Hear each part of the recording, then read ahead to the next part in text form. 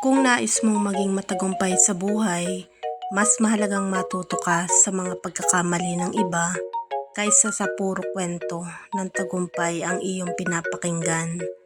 Madalas kasi ang mga success stories ay ipinapakita lamang ang magandang resulta, ang yaman, ang ginhawa, at ang bunga ng pagsisikap. Pero hindi nito laging ipinapakita ang hirap, pagkadapa, at ang maling desisyon na dinaanan bago makarating doon. Sa kabilang banda, ang pag-aaral sa pagkakamali ng ibang tao ay nagbibigay sa iyo ng babala at gabay. Natututo kang umiwas sa parehong pagkakamali.